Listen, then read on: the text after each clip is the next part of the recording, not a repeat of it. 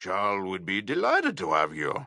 He would say so himself, but he has not had enough to drink. He is very shy. Really, I don't think... You mustn't be put off by Charles as you see him now. He is actually quite charming. Charles, be charming. Raynaud grinned. Miss Mitchell, he said, you are cordially invited to a snake hunt tomorrow morning. She hesitated. If you don't accept, I shall go to my room, which I now know to be the second best in the hotel, and hang myself from the ceiling fan because I lacked the charm to convince you. She smiled back at him. That sounds awful. Then you accept? I accept.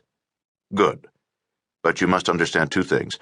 The first is that we leave at 5 in the morning, sharp. She nodded. And the second is that you will probably be very bored by the whole thing. She smiled and said, I've been bored before. I think I can stand it. Then, Charles said, allow me to buy you a drink.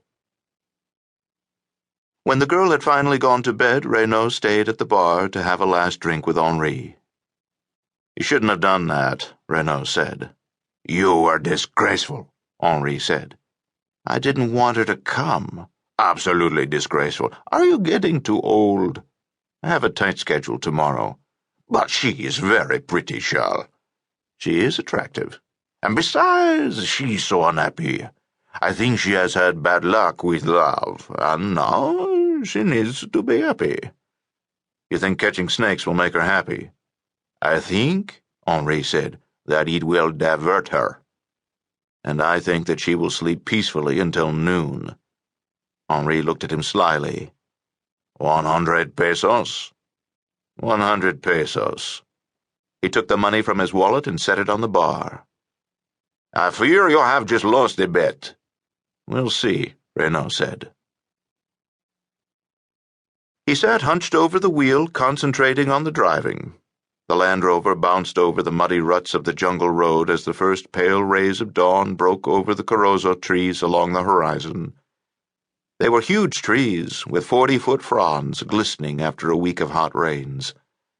Alongside him, the girl sat smoking a cigarette, watching the road. Ramon, the boy, dozed in the back seat with all the gear. How much? She said. 100 pesos. Why did you bet?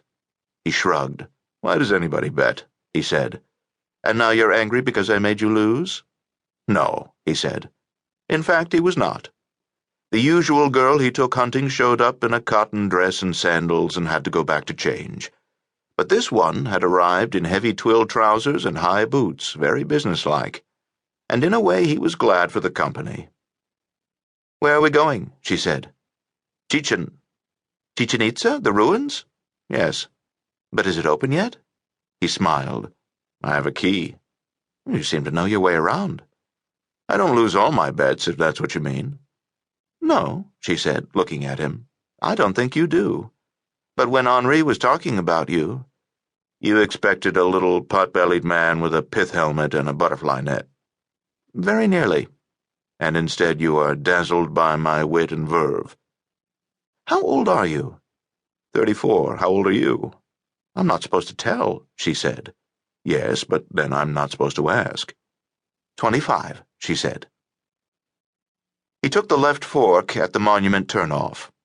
Here, for no particular reason, pavement began. The road was good all the rest of the way to the ruin. The girl brushed her hair back from her face.